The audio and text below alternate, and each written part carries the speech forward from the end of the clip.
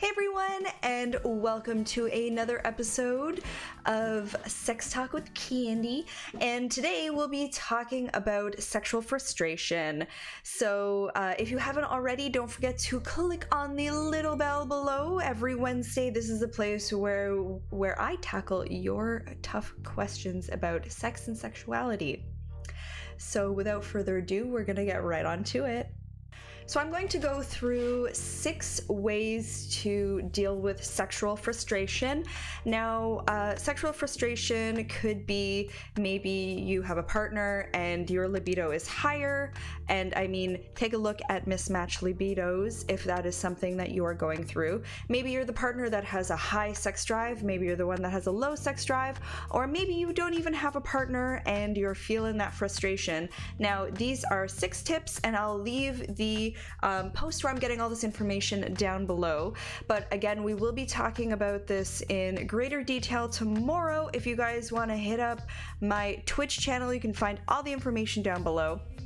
So the first thing that we're going to touch upon with the 6 things is talking to someone. Now, this could be either a doctor, this could be a therapist, this could be some good friends. I think always the first step with anything that's really bothering you is talking to somebody, and that's definitely the first thing. This could be a friend, this could maybe even be on 7 Cups, a website like that, where maybe you don't have to worry about it being somebody that you actually know. It could just be someone that you want to speak to, and you don't have to worry about who it is. So there's different ways to go about it, but feeling comfortable and learning to feel comfortable talking about sexual frustration or sex in general is definitely a plus.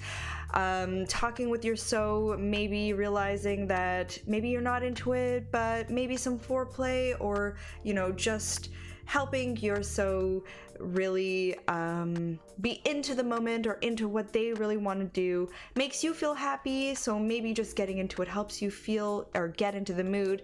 There's lots of different things about that, but a lot of it has to do with up here. So we just have to cut ourselves some slack most of the time, and let's just talk about sex. Just saying. Nurture yourself is another one, and we have talked about this in the past too, about taking care of yourself and getting up every day and saying nice things to yourself. This one goes into talking about bubble baths with Epsom salts, relaxing herbal teas like passion flower, and escaping into a novel are good ways to take care of your emotional health. So emotional health is really important. I think a lot of people don't really give themselves that time to really deal with their emotional health, but definitely it's definitely important to take care of your own health when you are going through things. This one might be obvious, but having sex can help with sexual frustration. May it be you, again, low libido or high libido. It's always really important to actually have sex, right? This is an important thing in human life, in any species life, right? And then if you don't have someone to actually have sex with, or maybe even you do, I think it's important to self-love with masturbation as well. And we've talked about this in our masturbation video, but I definitely think it's very important that we actually have some sex. This actually helps with the frustration and the stress. It really helps with stress levels, and we should all be having more of it. This is the age-old answer to a lot of things, but within reason, exercise can help. And remember, when you exercise, you help yourself feel good, and you get your body to where you want it to be. So it's almost like a win-win, guys. So remember, any type of little bit of exercise, give yourself a little pat on the back. Maybe you're really not into exercising at all, so something as easy as just going for a walk is really important. Getting yourself out of the door, getting some fresh air.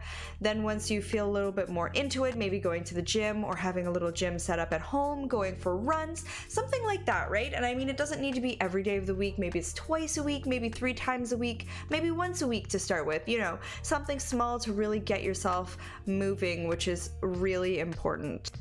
And so it turns out sex and masturbation were 2 separate parts. But anyways, what I will say, so number 5 is masturbation. But what I will say about this, another good thing about masturbating is you can find things that you really like personally that maybe other people haven't been able to satisfy on you when they're playing with you. Maybe there's things that you can learn about yourself that you can bring to another relationship in the future. So these are definitely things to think about when you're masturbating, and just enjoy, right? Number 6 is be comfortable with yourself. I mean, I don't know how many times I heard this when I was growing up, but how can you love anyone else if you don't love yourself? And this can be a romantic relationship, a friend relationship, family relationship, right? You need to really love yourself, and just, you know, love all the quirky things that you do and all of the little nuances that you do. Just learn to respect yourself. And I've said this before in my stream, guys, that this is the one body, the one shot you get. So let's make it count. Let's do everything we can to be the best we can possibly be, and just remember that sexual frustration is part of it, and that it doesn't need to rule your life. We've all been there. That's why talking about it is so great, and taking all these little steps into account. And don't forget, we will be talking about this into further detail tomorrow, and I hope to see you guys there. And without further ado, let's get right on to watching this video over here. All right, guys, see you there. Bye.